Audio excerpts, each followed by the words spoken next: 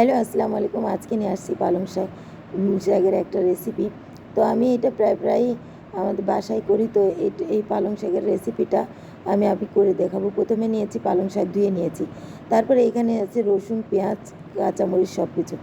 তারপরে এখানে আমি নিয়েছি একটা বাটিতে ডিম। তো সেদ্ধ করে নিব। আপনি চাইলে আলাদা সেদ্ধ করতে পারেন। আমি এই পালং শাকের সাথেই আমি কিন্তু সেদ্ধ করব। তারপরে এই ডিমের ভিতরে দিয়ে দিব আদা রসুন পেস্ট। তো আমি এই আদা রসুন পেস্টটা দিয়ে দিলাম। পালং শাকে কিন্তু আমি মরিচ, লবণ, তারপরে রসুন, পেঁয়াজ দিয়ে দিয়েছি। পালং শাকটা ভালো করে ধুয়ে নেবেন।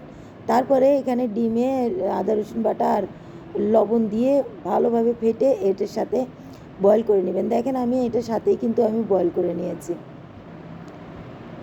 দেখেন আমি বয়েল করে নিয়েছি। তারপরে এখানে দেখেন আমার কিন্তু এটার পালং শাকটা একদম সেদ্ধ করা হয়ে গিয়েছে, সাথে কিন্তু এটাও সেদ্ধ হয়ে গিয়েছে।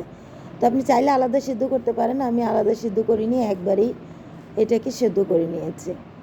তো এখানে দেখেন তারপরে এই পালং শাকটা আমি দেখেন এটাকে চটকে নেব, এটা থেতো করে নেব।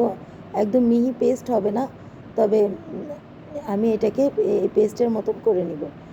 তারপরে এটা ডিমটা দেখেন আমি এটা সিদ্ধ হয়ে গিয়েছে। তারপরে এটা পনিরের মতো কেটে নেব।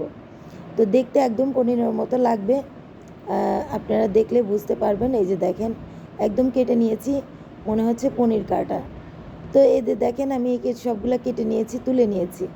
এখানে একদম পনিরের মতো লাগছে। তো এখানে দেখেন আমি পালং শাকটা একদম মিহি করি নাই, কিন্তু হালকা পেস্ট করে নিয়েছি। তারপরে এখানে দিয়ে দিলাম 1 টেবিল চামচ চালের গুঁড়া। তো চালের গুঁড়াটা দিয়ে আমি ভালো করে মেখে নিয়েছি। তারপরে এখানে দিয়েছি পেঁয়াজ, কাঁচামরিচ, রসুন। তারপরে এখানে দিয়েছি আমি মৌরি গুঁড়া করে দিয়েছি, পাটায় একটু গুঁড়া করে নেবেন। তারপরে আমি জিরা দিইনি, জিরা দিলে ফ্লেভারটা ভালো আসবে না, আপনি মৌরি ইউজ করবেন। তারপরে দিয়েছি একটু হলুদ, আদা রসুন পেস্ট। তারপরে এখানে আমি এইগুলো সবগুলিকে আমি ভালোভাবে এটা ভেজে নেব এই সবগুলিকে। তো দেখতে পাচ্ছেন আমি কিন্তু এখানে একটু ধনে গুঁড়াও ইউজ করেছি। তা এখানে আমি হলুদ ইউজ করছি, আপনি চাইলে স্কিপ করতে পারেন। তারপরে এই যে ডিমের যে পনিরের মতন কাটা এই জিনিসটা আমি ভালোভাবে এটার সাথে আমি এটাকে ভুনে নেব। ভুনে নিয়ে তারপরে এই যে দেখেন আমি যে পালং শাকটা সেদ্ধ করে রেখেছি আমি এটা দিয়ে দেব। তো এই পালং শাক কিন্তু এখানে যখন আপনি এখানে রান্না করবেন তখন কিন্তু এখানে পালং শাকের কালারটা চেঞ্জ হয়ে যাবে।